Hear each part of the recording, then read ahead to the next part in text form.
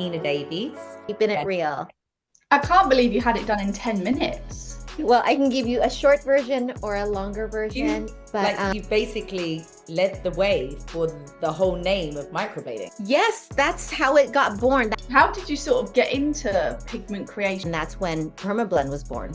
We sold out like right away. Why had no one, all these inorganic companies, not done something sooner? You have to be really frustrated to make a change.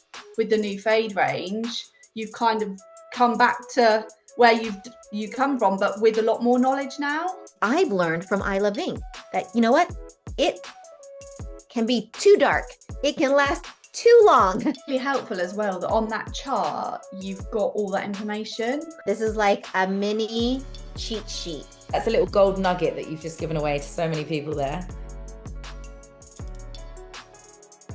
Hi everyone, welcome to the Permanent Makeup Podcast. We have some super exciting news to announce, and that is that we are now sponsored by the UK leading permanent makeup supplier, Killer Beauty.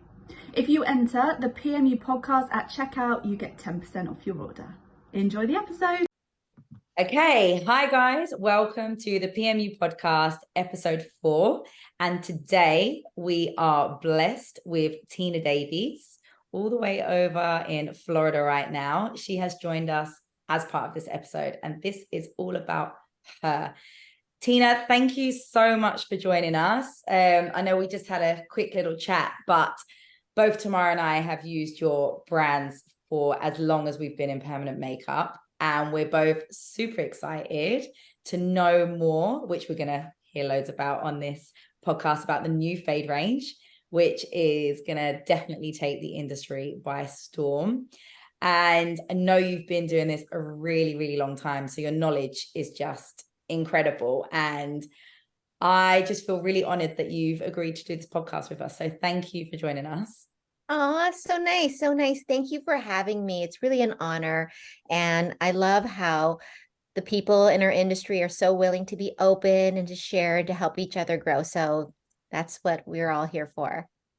Perfect. So without further ado, I'm going to get on with our first question. So, Tina, obviously, Tamara and I know quite a bit about you, but there may be some people in the industry who don't know that much. So can you tell us about how you got into permanent makeup, how long you've been doing it for, and just your journey into this? Okay, well, I can give you a short version or a longer version, but I think if I go back a little bit, it'll just help people to understand a bit more and like how we got to where we are today. So bear with me a little bit. So I originally got my eyeliner done when I was 19 years old. Oh. I got it done. I walked into this lady's little office. It didn't look like anything spectacular at all. You couldn't even tell that it was like a beauty studio. But once I walked in, I could not believe it. There was like 15 people sitting in a room waiting their turn. And I was like, wow, what's going on? This wasn't in a doctor's office. It's just like a regular office here. I waited my turn. I exactly remember it was $200 to get eyeliner. Wow. And at the time, my friend said, hey, let's just go get this eyeliner done after school. I was literally in college, university, and said, okay, sure, why not? Why not? Pierce my ears, dye my hair, tattoo eyeliner. It's not a big deal. At that age, you just try new things all the time. So I had it done within 10 minutes, not even kidding you, 10 minutes, it was done. And I looked in the mirror and I was like, oh my God, I can't believe this. She just changed my life in 10 minutes. So I knew right there, like, I want to do this. And what I find is people that actually are in permanent makeup never choose permanent makeup as a career. They kind of bump into it. Yeah. They don't say like, oh, when I grow up, I want to tattoo people on the face. No, they get some kind of exposure to it, but like from like a side door or something. So from then and there, I knew I wanted to do it. So it stayed in my mind. I had to finish my university. And then I hated my university job, like my job in finance and marketing. So I did that for a few years. Then I had my eyebrows done. And then I was like, for sure, this is the sign. I still love this. I want to do this. I did my education. I did my desk job. But now I want to be a real artist. So I looked up on Google where I could take courses. And this is over 20 years ago. This is a long time ago. This is when permanent makeup was not popular at all. Okay. So it's not like it was today. It was like kind of like a weird grandma thing. Like it was for old ladies. I don't know if you guys remember back, like say year 2000 or even beyond before that, it was for old ladies. Oh yeah, like the blue eyeliner, like the purple lips, or like the lip tattoos around on the skin. Oh yeah. Like it didn't look good. It didn't look good. It had like no popularity. It was definitely a weird grandma thing. However, it was very popular with Asians. I can't believe you had it done in 10 minutes. Yeah, 10 minutes. So the artist that did me, she could do 4 clients in 1 hour.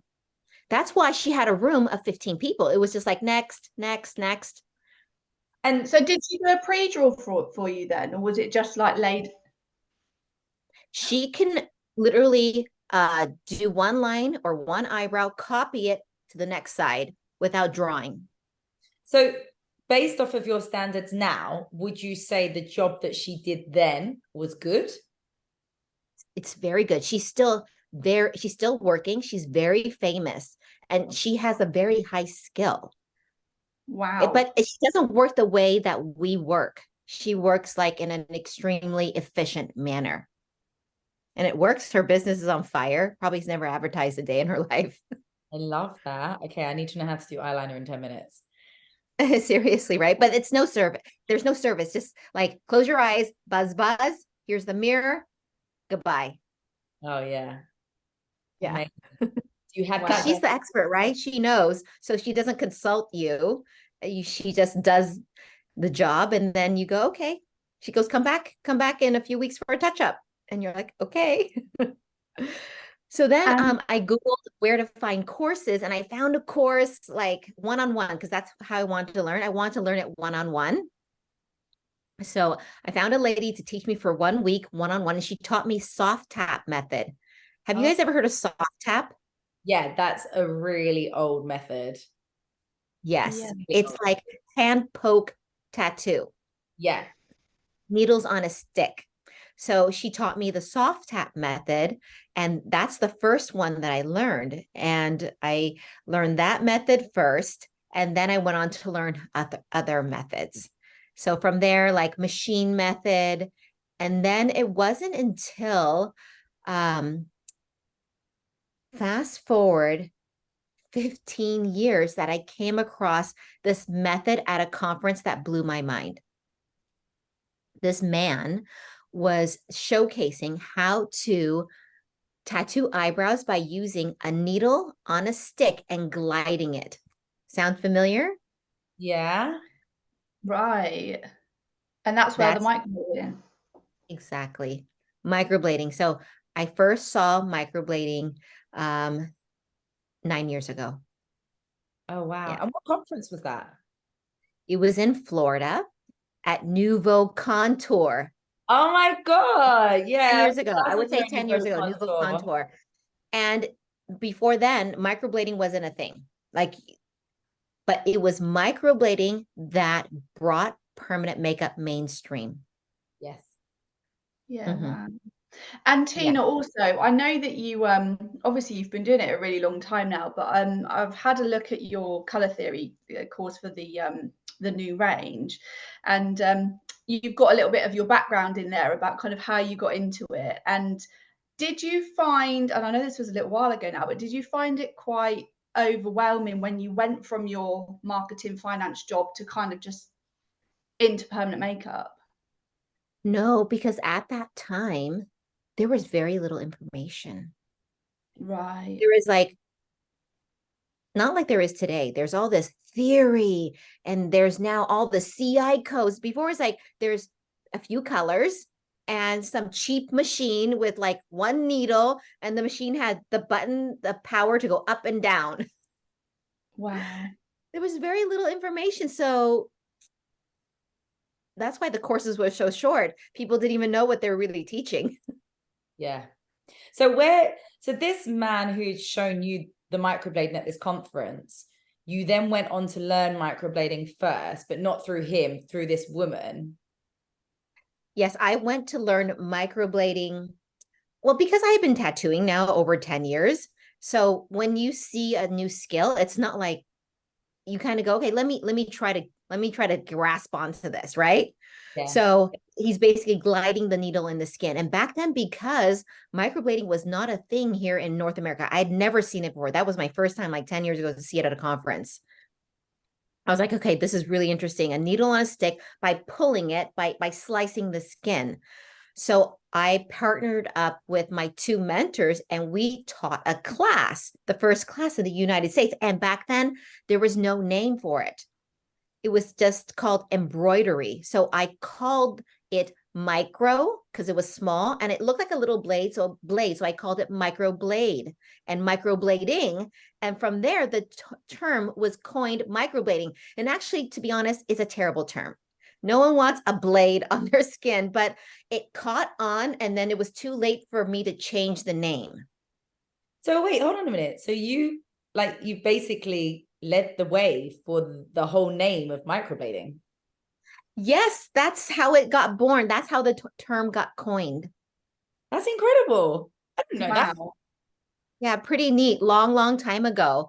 And so from the course, then I decided to make the tools. I created the first disposable microblades. So that's how the name got popular, because I was selling the microblades. And then we had lots of marketing and ads and all that stuff. I remember your disposable microblades actually, because I'm pretty sure it was your brand. We got them in Australia because I was living over in Australia back then. And I was like, these are a genius. Like, this was back in the day when I used to do microblading. And I was like, this is a genius. Like, of course they should be disposable, right? So, and I remember, I think that was the first time I came into contact with your name, because I don't think Permablend, the company that I worked for over there, didn't use Permablend or Tina Davies ranges. So that was how I first got in contact with your name. Yeah, because Permablend has like my I Love Ink range, that's been around for about 5 years. And that's when Permablend was born, about 5 years ago. Yeah. And wow. So just on that then, how did you sort of get into pigment creation and start your own brand with all these pigments? How did you get into that? So I started with my first product, which was the microblades, right? I was an artist just like you guys. And then I said, oh God, I really love this technique, microblading, but these tools are really bad. So let me design microblade. So I designed the microblade products and had a few SKUs of those, a few different sizes, U needle, curved needle, shader needle. And that's when I started to do product development. I started to make other things besides the needles, like accessories, the pencils. Then came the aftercare. Then came like a little kit, like a sterile kit where everything was sterilized and it had all your little disposable accessories. I really like to make things. So I was doing permanent makeup by day and then working on my product development by night. And then when you say you were working on your product development, like you was just doing stuff at home, or you had like companies that you were working with? Companies that I was working with. So when you make products, I mean, unless you're making them yourself and you have a factory to make these, you have to work with partners that can develop your product for you, that can design and develop it and then, make them in scale. So let's say, for example, my first microblades, I found a factory after I went to many different factories to make my product. I have to make the drawings, specify the colors, the needles, everything you have to specify, like everything. So for example, even something like a pen, you have to say what color, what shape, everything. You have to specify it, and then it gets designed, then it gets manufactured, and then it can be distributed and marketed. So that's the product development process. Just like with colors, everything has to be designed, from the formula to the ingredients to the packaging to the bottle to the sticker. It's fun. So how long would you say it sort of takes it's taken from start to finish with your I Love Ink range? How long did that sort of take you? Yeah. So what happened was when I made the microblades, I wasn't sure if it was going to be successful. I decided that I'm just going to put a few $1,000s into like this, venture, this venture and see if anybody would be interested in buying them. So when I made them, my first order was a few thousand units. I actually launched it at a UK conference. Tony Belfato was there, Vicky Martin. It was as a speaker conference, and like we sold out like right away. It was amazing. I was really, really surprised that people actually wanted to buy some little knickknacks that I made. And then things just took off from there. And then before you know it, I have to hire a lot of staff to then, ship the products to do things completely different from permanent makeup. Like this is then making products, right? It has nothing to do with permanent makeup. So I was doing still the tattooing and then also the product development and also like trying to scale the company to be product development and marketing company to then sell the products, right? And then I was still doing permanent makeup, but what I was having a really big problem with was that people were still coming back with red eyebrows. Okay. Do you have to deal with that? Yes. The salmon and orange tones. Salmon, orange, sometimes green. Yeah. So even though not really green, but definitely gray and blue. Yeah, so really just depending on like what brand you're using, the colors can vary. You've heard of purple eyebrows as well, blue, and so on and so forth. So even though I was making the products, I still felt my results were subpar. And this is very frustrating to every artist because you do your best to make the art for the client, okay? But then you're letting them down when they come back a year or two later. It's really embarrassing. It makes it look like you did a bad job and you chose the wrong color when it wasn't you. Your shape is still probably perfect, but the pigment did not perform. And at the time, pigment knowledge was extremely limited. So people would have training and they would be given maybe 3 colors: light brown, medium brown, dark brown, and maybe black. And then you would just use whatever your trainer gave you. You wouldn't even know the brand. Sometimes you would know the brand, especially if the trainers were good. They say, hey, I'm using brand X. And then you would just buy brand X. But sometimes they would just be some random names. You don't even recognize the bottles or the little caps they come in. You just know to use it, So I was really frustrated at that time because I couldn't deliver a good service to my customers. So because I develop products, I thought, you know what, maybe I could develop pigments. Maybe, but I was really, really scared to develop pigments because pigments is something that lives in the skin forever. And it's a huge responsibility. You know what I mean? Mm-hmm. It's a big responsibility for that. It's not like needles or pencils. People use it and they, dispose them. Then my responsibility is like done, right? Yeah. So I was really nervous to make them, but I was really frustrated because I had thousands of clients and they all over time need touch-ups and they all had really, less than the satisfactory eyebrows that I'm responsible for. So I thought, you know what, I'm going to try to do something, but I could not work within my own industry because as long as I've been doing tattooing, every 2 years I had to switch brands because all the brands would start to shift colors after 2 years. 1 year to 2 years, that's where you would see it. And every brand would say, ours is the best, ours is great. And after 2 years, you'd have a problem. And then you would say, hey, what's up? And they would say like, oh, it's you, it's the client, it's their skin type, it's their medication. I'm like, well, I have 50 cases of salmon eyebrows. Not everyone is like, they're not on the same medication. Okay. Like something is definitely wrong with this pigment. So I thought I need to look outside of my industry and find a solution because it's not within my industry. So I had another colleague who had over 200 cases of green eyebrows, like army green. And that's very stressful for any artist, right? Mm-hmm. You have liability and you feel so embarrassed because you're taking care of these clients that are paying you hundreds and hundreds of dollars. Not only the money, but the trust, because they're not going anywhere else, right? You have to fix it for them. So she was stressed out. I was stressed out. We were using the same brand. I'm not.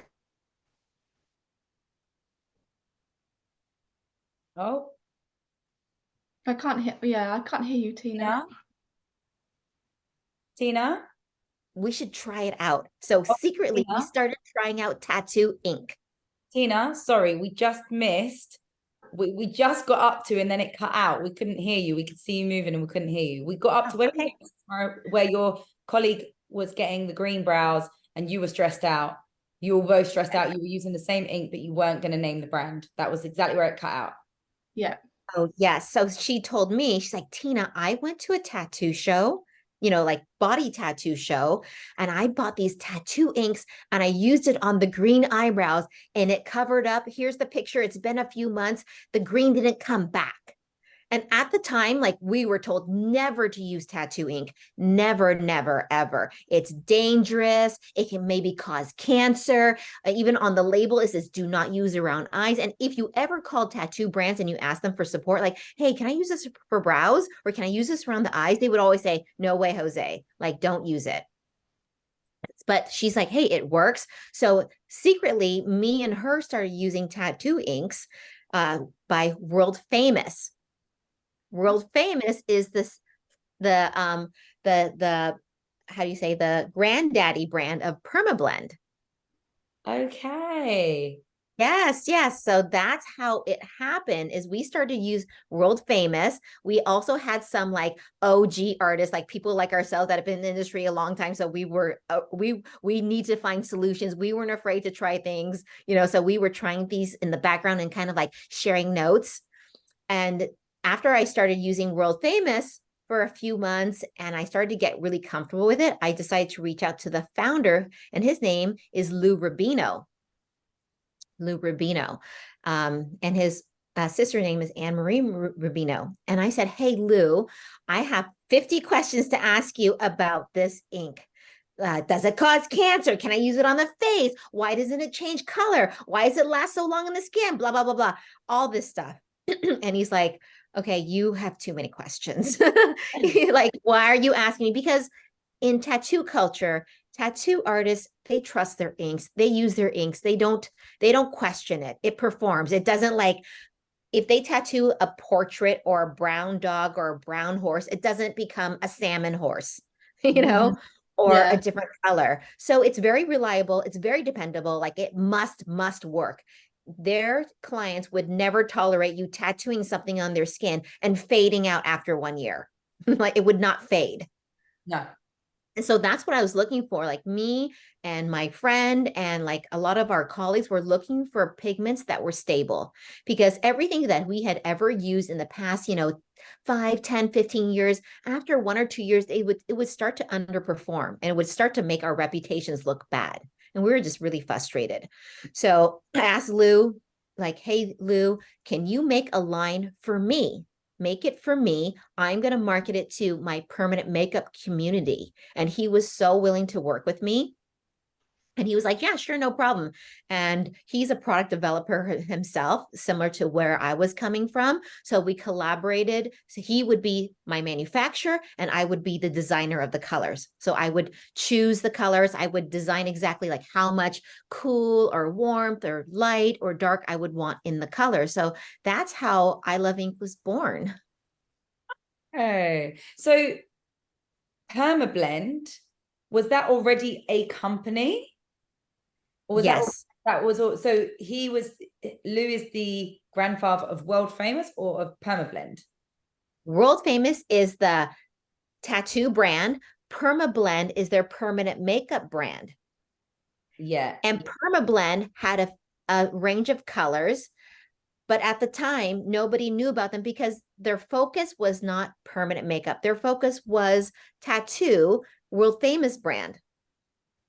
Yeah. So I was their first like permanent makeup artist endorsing Permablend brand. Yeah, when we started, he had a tiny little Permablend booth.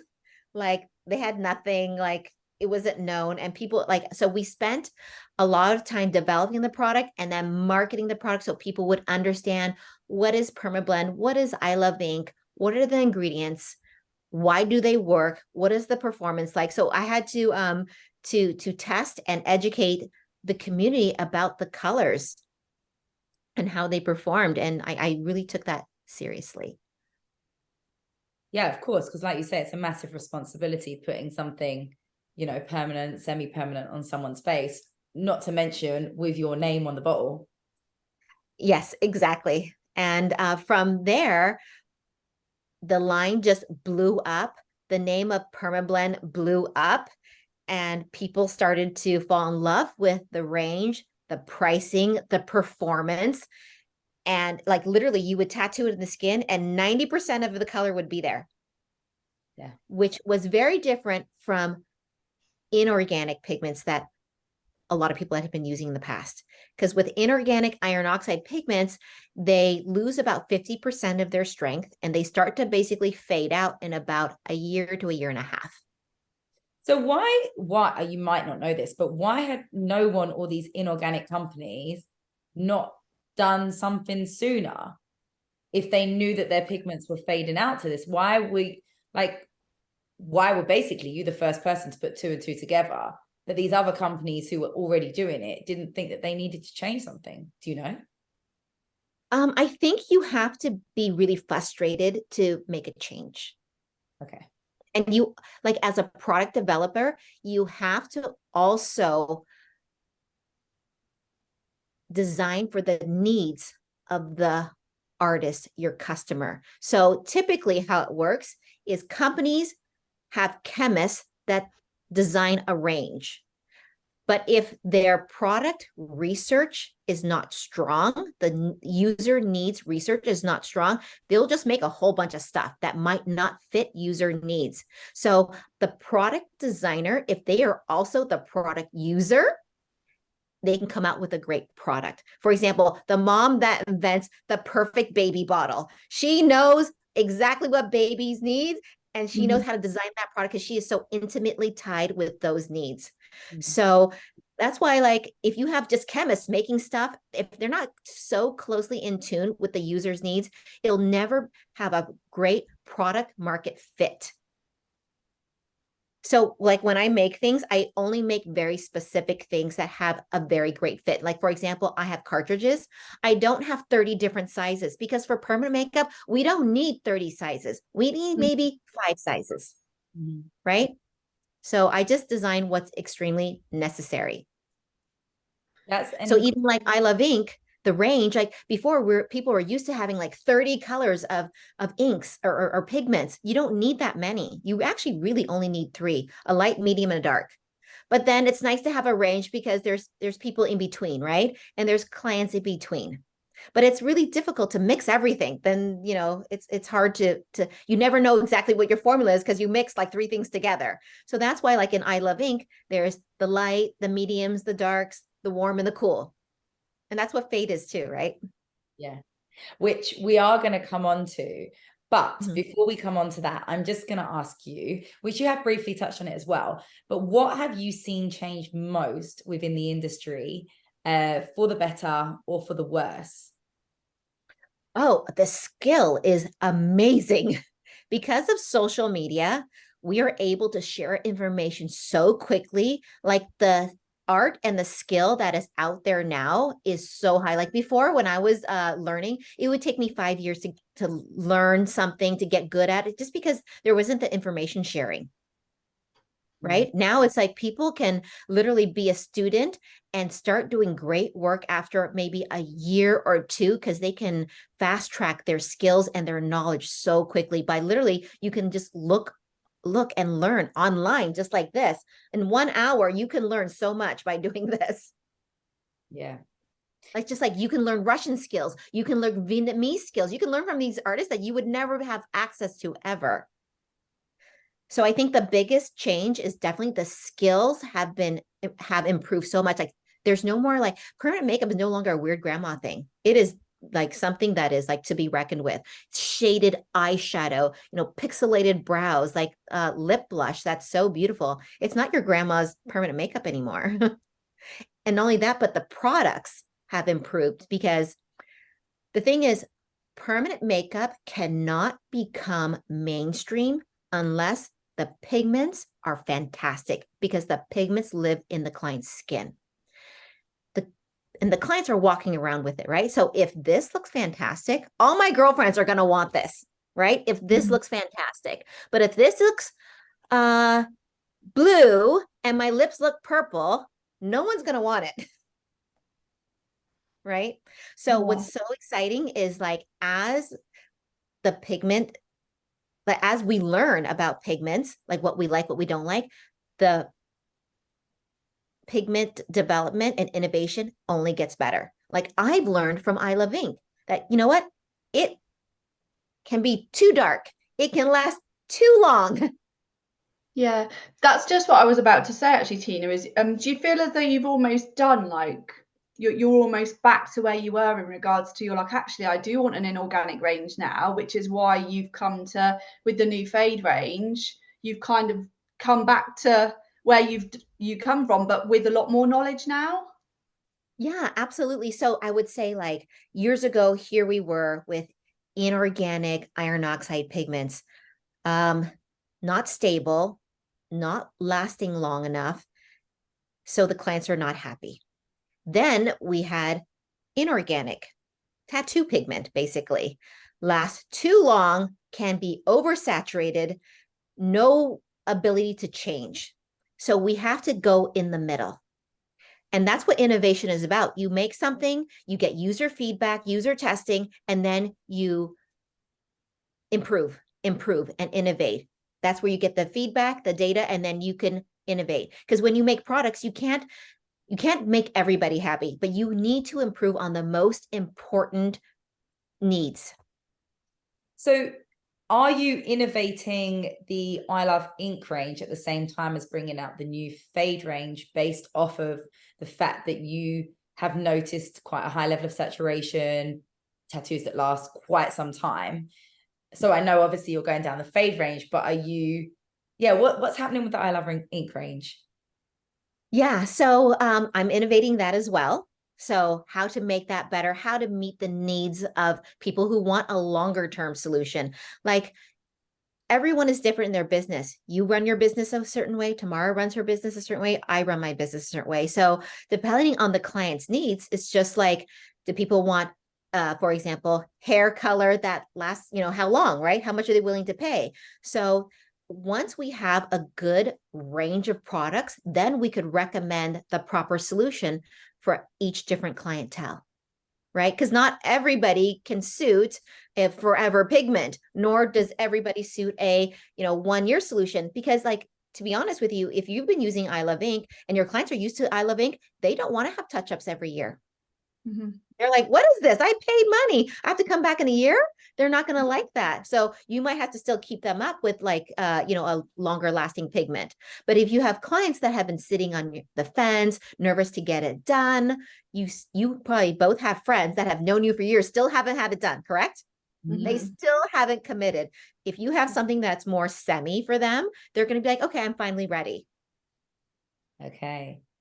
And can you, or would you, mix the two ranges together? So say somebody wants something that's semi-permanent, but not as permanent as I Love Ink, and not as semi-permanent as fade. Could they maybe put a drop in of both, or is that not advisable? No, I would not recommend that. It's better if you stick to one, explain the expectations, and then keep that relationship going. See them every, let's say, 1.5 years. Okay. Yeah. Because when you mix the inorganic and organic ingredients, I mean, the pigments themselves are a hybrid. There's a mix of both types of ingredients in there, organic and inorganic, but definitely, like, the organic pigments stay in the skin longer. You think of them as tattoo inks. They just stay, the molecules and the particles are very small. They stay in there a long time. Yeah, because I remember when I was first messaging you about attending or coming on to the PMU podcast, and I said to you, okay, please help me understand carbon, because there is carbon in the new fade range. And I was under the understanding that it's the carbon that over time turns some of the more organic ranges more ashy toned, and more bluey and more gray. And that's the one that just doesn't go. So then my mind was blown because I was like, but I thought the fade range is designed to go. So yeah, that's why like this whole, I mean, you're the expert. Tell us. Okay, yeah, sure. I'd be happy to explain it to you. Again, designing for users' needs, artist needs, and client needs. Like, for example, if you've got a very dark-skinned client like Beyonce, okay, she's going to need a dark value color, correct? Mid-value color. You have clients like her that say, I want it natural. If you put a mid-value color on her, she's going to be like, there's nothing there. There's just not enough contrast for her skin. Anytime I have dark colored skin, I need to put, even myself, I need to put basically a dark value color, even if I want it to look natural, quote unquote natural. So with darker values, I have the tiniest touch of carbon in these colors. Oh, let's see, is it showing? It just showed a second ago. Oh, it depends on where it is. Okay. So in these, let me see if I can turn off my virtual background. Here we go. There you go. Okay. So in the darker colors here, there's the tiny touch of carbon. If it doesn't have it, the color just can't get deep. Because one of the colors that's in the range is iron oxide black. And iron oxide black is actually a charcoal black. It's not deep. Only carbon black has that depth of color. So if you don't ever want to use carbon, stick to these colors. If you want to have a little bit more like kick in the color, you would start going from these colors. And so how do the darker colors that contain the carbon, how are they expected to fade over time? Because I know you said to me that the carbon content's a lot less. Yes, they will fade to a softer version of its original color. But because the carbon is so little, don't expect it to be like I Love Ink or Permablend where it's very saturated. And also now artists know not to oversaturate. Don't put 6 passes. Don't put 5 passes. If somebody wants dark eyebrows, say, that's it. Stop. They can use pencil. You know, you can't indulge them because you're working with, you know, indelible ink, right?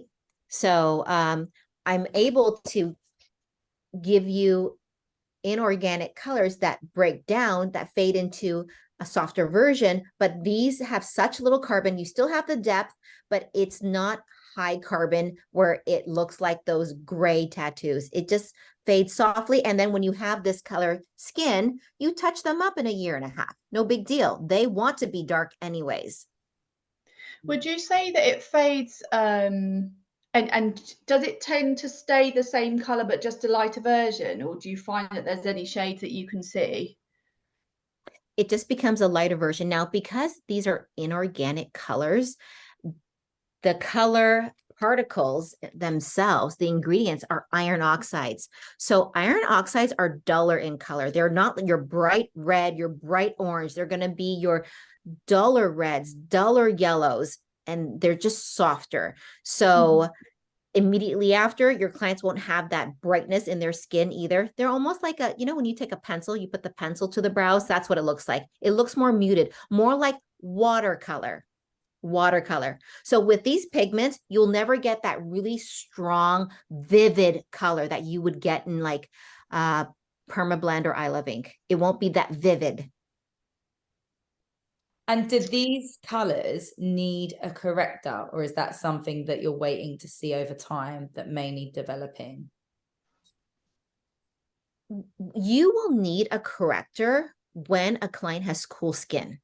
You know, when a client has redness in their skin, Karina, you might, I can't tell. Do you have some redness in your skin? No, probably just too much blusher. Okay, but you know what I'm talking about. You know, people that got that redness, they've got a lot of capillaries, they've got red here, they've got some red here. So when you're dealing with a cool client, I always like to use a warm insurance color, like a warm color, or add a color such as medium warm auburn, just like as a extra kick. And if they're warm, that's okay. If they don't want to be that warm, I can always cool it down during a touch up. But I can show you guys the colors if you want to see what they look like. Yes, definitely. Let's see some swatches. Yeah. So the range itself is 8 colors. It comes in a box like this.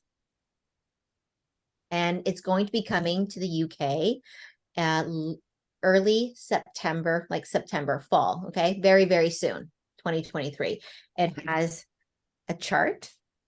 Comes in a box like this. Do you know what? I think it's really helpful as well that on that chart, you've got all that information, because it's just so useful to have that to hand. Yes. Yes. Very, very handy. So everything you need to know is in this chart. This is like a mini cheat sheet. I call this like a sushi menu. You know, when you guys go eat sushi and they have the pictures, you know what to order. Yeah. So in 8 colors and in the color chart, I've got like lots of different models so people can visualize like a client, what they would look like. The color descriptions, the Fitzpatrick skin tone types, and then even like a little swatch of the color if you want to see what it looks like, kind of like on a Q-tip, and also like the temperature of the color. So sun means warm, circle means neutral, and let's see here, snowflake means cool. Yeah, so there. Your online course, you know, I had a look at that and I noticed that you've got those on the bottles now, which is obviously really useful to be able to see. And God, there was something else I was going to say. What else was I going to say? And also that you're able to see, you've got pictures of clients that you've done and you've sort of stated whether they are cool tone or warm tone, their age, you know, skin type. And I think, you know, as a permanent makeup artist, that's good to see actually, because often we see these images online and think, wow, that looks amazing. But you often wonder, oh, I wonder how old they are and I wonder what their skin's like, because you can't always tell, can you? So it was good to be able to see that. Yeah, really, really important was, this is different from I Love Ink. Actually, when I made I Love Ink, I have a course. I don't know if you guys have ever seen the course. Yeah, of course. Okay, there's a course, but for this particular line, I want to make sure the course was literally a part of the product. It was course plus product. They're intertwined. So anytime somebody has the single bottle or even the collection, they get the course. Whether they take it, that's up to them. But it's probably about 4 hours. You're going to learn all about the pigments, the ingredients, the CI codes, case studies, lots of before and after pictures, because one huge problem with our industry is that people don't spend time to learn properly or teach it properly. So there becomes a lot of misinformation. And when there's misinformation, then, you know, it hurts everyone's reputation, right? Hurts everyone's reputation. And I didn't want to make it hard for people to learn. Like, for example, they have to pay to learn to use the product. They should be able to learn it from, you know, the manufacturer, myself. So I give it away for free. You can watch it, share it with your customers, share it with your students. They can learn too if they want, you know, and so it's all accessible. Literally, you just scan a code, take your course, scan it on the box or on the bottle, even on the bottle, scan right here, take the course. And that way the students can all on board as well. And this is a great range for students because it's inorganic. It allows them to basically have some training wheels before they put something into people's skin, you know, forever. Because in the beginning, you really just don't know what you're doing. Right, girls? Yeah. So going 100% didn't know what I was doing. Thank God I used inorganics back in the day. But with regards to that, so with inorganics, is your formula for fade? Obviously, I haven't managed to get my hands on any yet. I can't wait for it to come to the UK. But is it slightly thicker consistency than the I Love Ink range? And do you have to saturate a little bit more because you know that during the healing process, because it's an inorganic or hybrid range, that you're going to lose slightly more? Yes. The thing is that when you're working with inorganic pigments, they are generally denser pigment particles. They're heavier. Even the pigment itself, you may notice that it's like a bit thicker. I just have something in the cap here. It's a little thicker. Can you see that? Mm-hmm. It's a little thicker because the particles are larger, when you're tattooing it into the skin, it's not so small that it goes in with as much ease. So for example, instead of getting perfect saturation after 2 or 3 passes, if you're used to that with organics, you probably need an extra layer. Personally, instead of putting an extra layer, I just like to use larger needles so I can get in and get out. Using tiny, tiny needles, for example, 1 RL 0.25 long taper needle, you're going to be there forever. I recommend people to go to like a 0.35 or even maybe a 3 RL so they can get the saturation they need. I personally like to use 7 curve Magnum. I can get in, get out. People just want a powdered eyebrow. I don't need to make lots of tiny pixels on a powdered eyebrow that if they have Beyonce type of skin, they want the eyebrow to be there. Yeah. And with a needle like that, would you still do it at 90 degrees or do you do it on a, because I've seen some people and I've been taught to do it on a slight slant as well. Depends. So you have to get direct deposit, right? I like to just use it. I find it really hard to be exactly 90 degrees. So if you're tilted a little bit, that's okay. As long as the skin is tight and you're basically sweeping it like a broom. You know, you're sweeping it and you're very consistent. So consistent boring, overlap, overlap. Yeah. That's really, that's a little gold nugget that you've just given away to so many people there. Okay, great. Great. Yeah. So I love watching other artists tattoo because you can always pick up on something, the way they're stretching, the way that they're holding, the way that they're pinching. You're like, oh my gosh, why didn't I think of that? Yeah, like you said earlier, though, I've learned so much just through watching others on social media and being like, oh, let me try that. Or why didn't I do that? Or, oh, let me try a new way of doing something. Yeah, absolutely.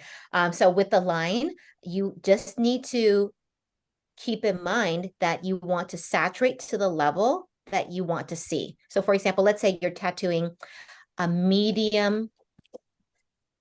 Let's say this is your client here. Okay, fits 2 type of skin, kind of fair. I'm going to pick like a medium brown for her. So when I'm tattooing her skin, I'm tattooing it with fade, medium warm brown. And then when I see what I like, I stop. I don't oversaturate. And then let her heal, come back, and I check my result because I need to see what my result is with a certain needle, with a certain pressure, with her skin type. From there, I will then understand how my pressure and her skin gave me a certain result. And then I have my baseline. If she comes back with nothing, I'm like, okay, not enough saturation, probably wrong needle, maybe not enough stretch. I need to adjust, right? Yeah. I'm sure this happened to you guys where you do somebody, you think you did a great job. They come back and you're like, what happened? Yeah. Like, where did it go? Yeah. I mean, I love machine hair strokes, but they are one of the hardest, I think, advanced treatments to perform. Machine hair strokes are the hardest to teach. And I always say to people, err on the side of caution, because I'd always rather someone come back with nothing than come back and it's too deep and too dark.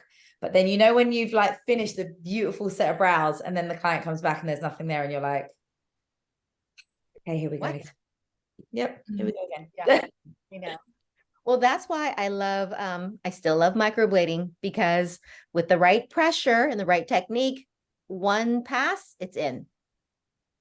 But you know what, Karina, if you like hair strokes, have you tried my 5 curved flat? Yes, I do. I have. Sorry, I've got them in my drawer. Yeah. You like it? Yes, I like it. But you know, your new ones that you say don't have the drip, like they're designed to not drip. Yeah. I've tried it with Hanafi pigments, and I don't know if you've ever used them, but they're super, super watery. And yeah, I did still get a drip with the Hanafi pigment. Oh, because it's so watery. Yeah. So I was like, damn it, like this is why I wanted these needles. But either way, I work with so many different pigments. I love ink included. So no, I've definitely tried it on others and I love them. Yeah, I do love the 5 flats.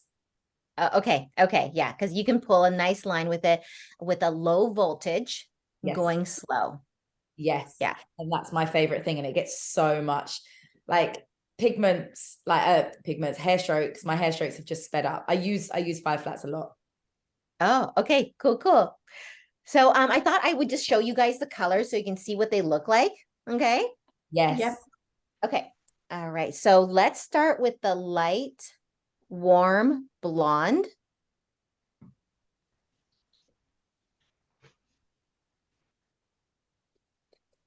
You see that one? Okay. Beautiful. That's light warm blonde. Nice. What's your favorite, Tina, out of them all? I personally like the warm based colors because they look rich when they're healed. Mm-hmm. And I find it's I noticed in like the UK, you guys like more neutral colors. Is that true? Or in Europe, they like more like neutral, cool colors. I think it depends for me. Yeah, I think it depends. Okay. I love warmth, but I do get the odd client that does come that says, I don't want my eyebrows to look warm. And I'm like, okay, I got you. Yeah, I tend to just choose the warm base colors because I want to prevent any ash. Mm-hmm. Yeah. Yeah. I still use warmth. I'm like, okay, don't worry, I got you. Yeah. Now this is medium warm auburn. Can you see that? That's beautiful. It's almost like the color of my shirt. And this is the one color that's good for redheads. And also it's basically it's like your warm modifier. Yeah, do you know what, Tina? I remember I've had a couple of clients in the past, and I've always struggled to find a good shade for redheads that's got the correct sort of warmth in it. Yeah, so this is your medium value warm. So you can use it straight up, like your Nicole Kidman, your Emma Stone. Beautiful. Or even people with colored hair, right? You got a lot of people that have that colored hair. Now this is medium warm brown. Oh, that's nice. Yeah, that one's really pretty. I do have organic yellow 138. If you look on this chart, I do have organic yellow 138 right here in the colors because when you have that color, it brightens them. Remember I said iron oxides, these colors can be dull. I added one organic yellow to kind of brighten them a bit. You'll see it even on the skin. When you wipe the skin, you see some yellow. Mm-hmm. Okay. The next is medium neutral brown. Let me do this. Okay. That's beautiful too. I can't wait to cut on these basically. This is dark warm brown.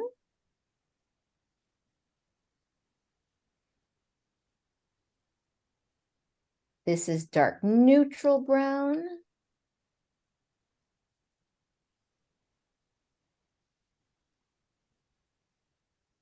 And one more deep cool brown.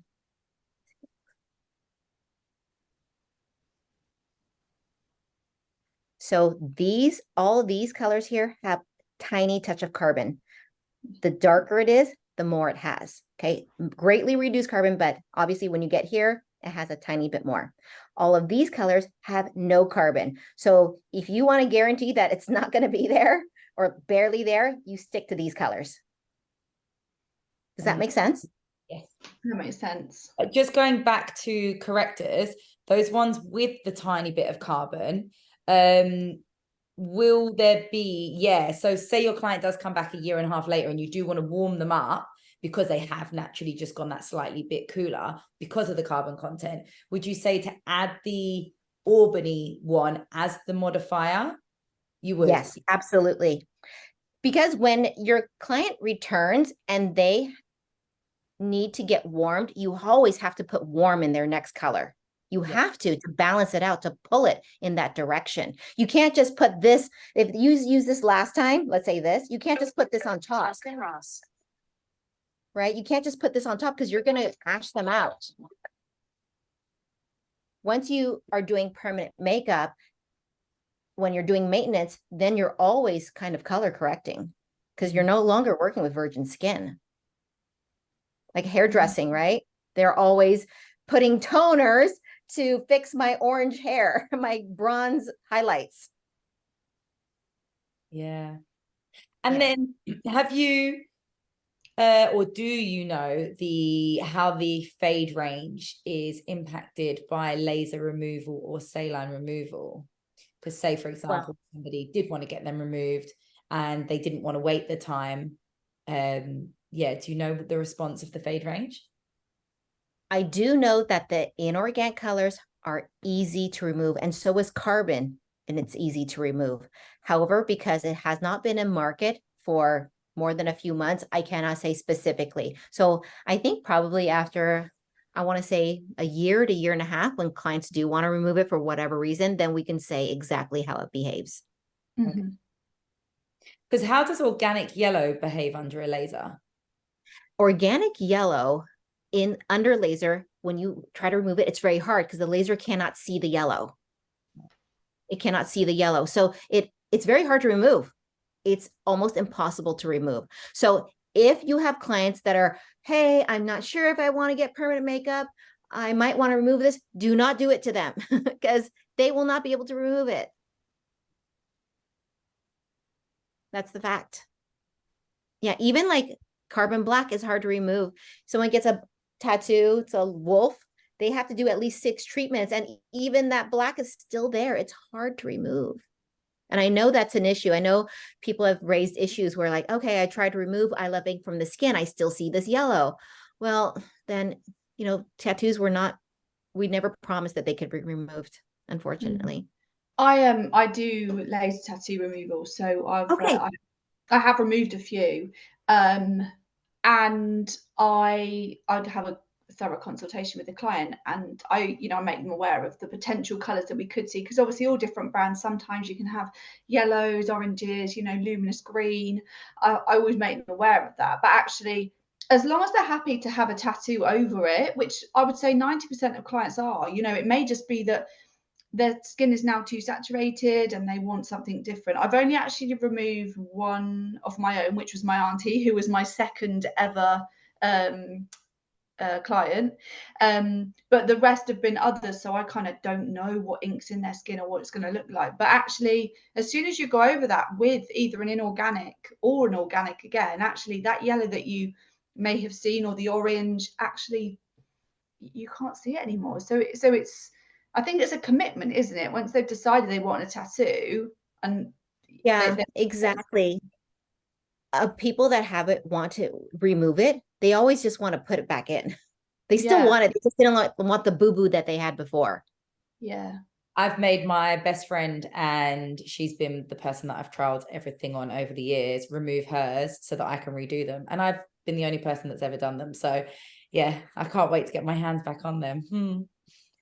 Yeah, exactly. But what's nice is that we can offer people different options. Okay. And also we have the ability to maintain those client relationships for a long time. Okay. If like me with my clientele, if I have them at 5, 10, 15 years, if I put organic, I've got no more room to put color in their skin after maybe 3 visits. There's just no more room. And no clients want to get laser. They just don't. It's extra money. It's healing time. They get no benefit from it. They just want the results today. And also they don't want to be without brows. That's what I find a lot of the time, is that clients don't want to be without brows. Yeah. And the clients, they can have eyebrows this dark and they say, hey, I'm faded, give me a touch up. And you're like, you're fine. All the time I have that. Me and Karina have this chat a lot, don't we? When we get messages with photos, and I'm like, wow, they're still very saturated. You definitely don't need a top up. Yeah, but you know what? They just want to feel fresh. Yeah. And I think that it's because over time it mutes and it becomes cooler, and they think that then means that they need a top up, whereas it's probably not that. They just need a correction, some warmth added, or some removal. Yeah. When they say faded, it's not that it's faded, it's dull. Yeah. They just want it fresh. So then you just go in with something golden, something warm, and then it looks fresh again. And then they come back in a year and a half or something like that. So Tina, what would you say has been one of your one of the biggest challenges that you faced kind of over your career in permanent makeup? I would say at currently, what I struggle the most with is work-life balance. Yeah. I've never found that the business was hard, but just being, let's say, if you're a mom, you are a wife, you still want to pursue your own endeavors. Like, I don't even, my husband's like, what's your hobby? I'm like, hobby? I don't have a hobby. I just don't even have extra 5 minutes to go to the bathroom. Like, I find the hardest part is the work-life balance, because we're all basically like self-employed business owners, managing staff, trying to have, time for ourselves and our family, that we're being a role model for little kids. That's the hardest part. Yeah. And and I grew up in a entrepreneurial household, like immigrants, they work nonstop. And when I was growing up and I had my family, I think I didn't want to do that to them, because I felt like, oh, that's not fair for the kids, always being at work and you never see them. So what I do now is I basically just involve my kids in my business. I mean, there's no better way for them to get an education in how to run a business than then I just bring them with me. And actually, they're smart, they get it. And they help me decorate, they help me pack up. Sometimes they, like the last time I did a speaking event, I brought my daughter on stage. She said a few words, but there you go. There's her public speaking, experience. So instead of feeling guilty, because, I struggled for years with the mom guilt. You guys know the mom guilt thing? Yeah, I have that. I've got a little toddler, so I know exactly what you mean. I haven't got a child, but I have got a dog. The mom guilt never goes away, and you just feel like, oh, so bad, because you always want them to like sleep or play on the iPad or watch TV so you can finish just a few more things. But like, you just have to like fold them into your business and your schedule. And so it is what it is. I said that's my biggest challenge, guys. I love that. What would you say is, you've accomplished so much, but what would you say is your biggest accomplishment, the thing that you're most proud of out of everything that you've done? I am most proud that I always try to do something to make it better for artists. Like, I'm always trying to improve a solution so we have just better offerings, because I feel so responsible for the clientele. The clientele is you. It's you tomorrow. It's like it's all of us. We all know what it feels like to be a client. And when we feel disappointed, our makeup doesn't feel right. I know it's very like, just looks or superficial, but how we look really.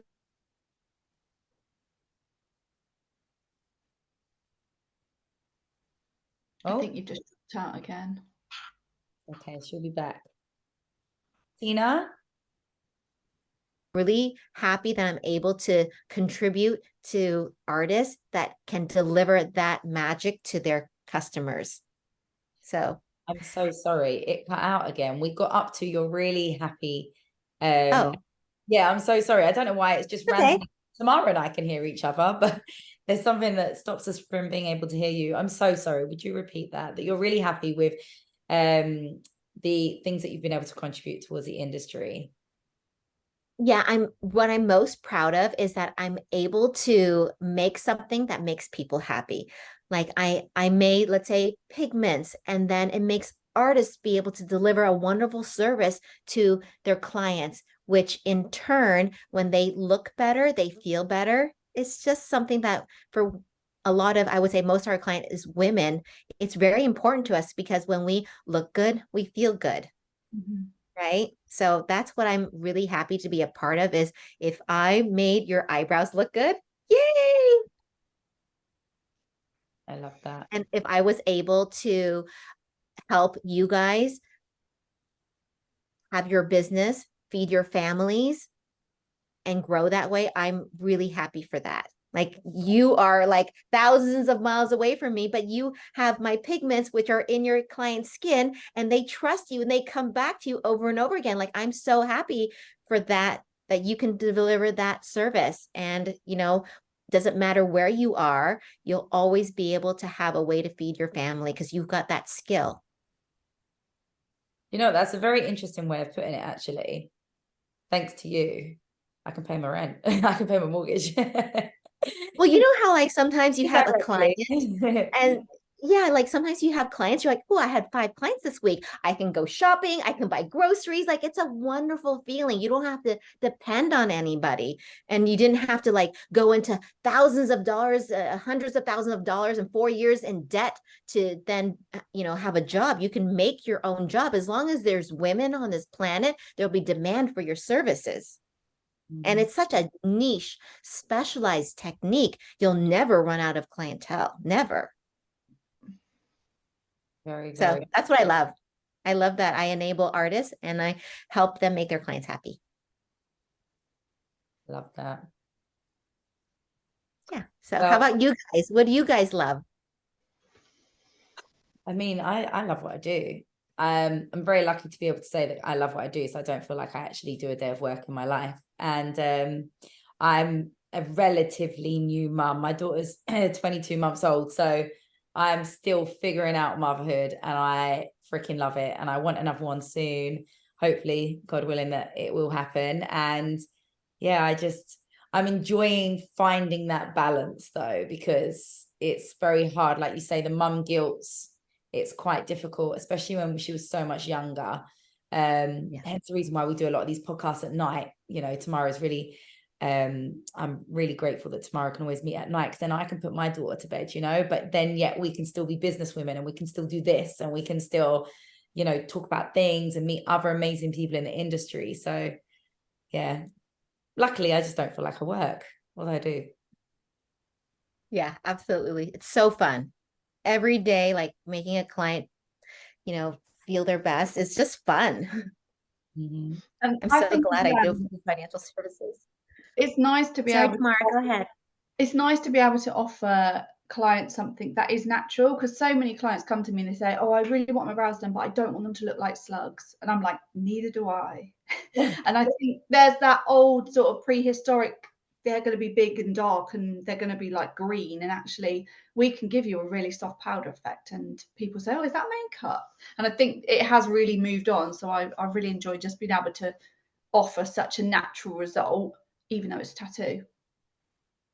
Absolutely. It's great. It's so great. We get paid to do what we love. It's amazing. Well, on that note, we won't love you. We won't love you. We won't keep you any longer, because we don't want to. We don't want this to drag on for anybody that does want to listen until the end. So what I would love to do is thank you so much for being here tonight, giving us all your wealth of knowledge, giving us amazing insight into the new Fade collection. So obviously we know that we can find you on Instagram. Do you want to just let everybody know what handles they can find you on, should they not already but want to follow you or want to watch you or anything like that? Yeah, absolutely. You can go to tinadavies.com. Be sure to sign up for the newsletter, because I share a lot of information there. And also, like I said, the color course is free. So if you go to the site, get some education. Why not? And if you want to just follow us on social, it's at Tina Davies Professional. Okay, at Tina Davies Professional. So sign up, watch what we're doing. I have new stuff always coming. Amazing. And I can't wait for the Fade range to get to the UK. That's going to be massive for the industry. Yeah, absolutely. Can't wait for you to please tag your work. Yes, Tina Davies, because if we see it, we will feature it. Yeah, I think you featured some of my lips actually. I did a few photos of like the days of healing, and I tagged Tina Davies, and I think that's on your page. Absolutely. We love sharing people's work that is authentic, educational, and unique. So don't over filter your pictures. Mm-hmm. Yeah, that's a whole another subject for another podcast chat, but 100%. We're keeping it real. Keeping it real. Well, Thanks, on that guys. note, thank you so much again. And we'll be in touch anyways. Stay in touch with us, please, on social media. And thank you again for being here with us tonight. Absolutely. No problem. Thank you, guys. Bye. Bye. Yeah. Bye. Bye-bye.